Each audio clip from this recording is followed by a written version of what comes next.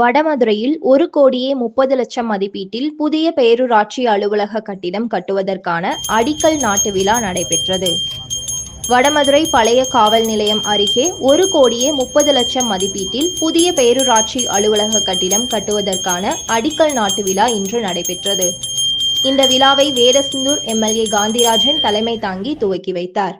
அப்போது அவர் பேசியபோது, திமுக ஆட்சியில் வேடசந்தூர் தொகுதி முழுவதும் புதிய சாலைகள், பாலங்கள், மேல்நிலை நீர்த்தேக்க தொட்டிகள், வடமதுரை மற்றும் அய்யலூர் அரசு பள்ளிகளுக்கு புதிய கட்டிடங்கள் ஏற்படுத்தி தரப்பட்டுள்ளதாக தெரிவித்தார்.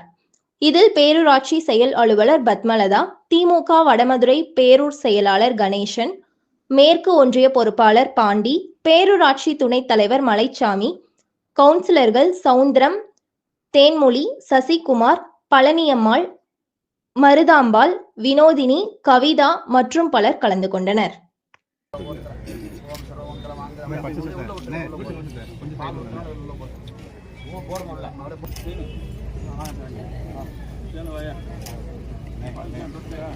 கொஞ்சம் ஒதுக்கினானே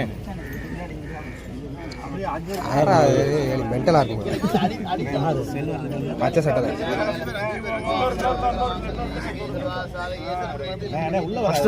அப்படி கட்டப்பட்ட கட்டடம் தான் அந்த கட்டடம் இன்னைக்கு உள்ள இருக்கு. அது எப்ப 92, 93ல இன்னைக்கு எத்தனை வருஷம் ஆகுது? 93, 2003, 2013, 2023 கிட்டத்தட்ட 30 வருஷம் ஆச்சு மேடம். இன்னைக்கு என்ன வந்து இந்த ஈவி மேல என்ன நடவடிக்கை எடுக்கிறாங்க? இது பியூர்லி அட்ஜஸ்ட்மெண்ட் தான். நீங்க யாருக்கும் ஒரு பிரைவேட் கொடுக்கல. நீங்க வந்து ஹெச்ஆர்என்சி டிபார்ட்மெண்ட்டுக்கு ஒரு அட்ஜஸ்ட்மெண்ட், அவங்க உங்களுக்கு ஒரு அட்ஜஸ்ட்மெண்ட். இப்ப அவங்க இடத்துல எல்லாம் இல்லைன்னா நடக்காது. பணம் வாங்குறதுங்கிறது 2-3 வருஷமா முயற்சி பண்ணி தான் இன்னைக்கு இந்த 1,45,00,000 வந்திருக்கு பணம். 1000 சில்லற டவுன் பஞ்சாயத்து இருக்கு.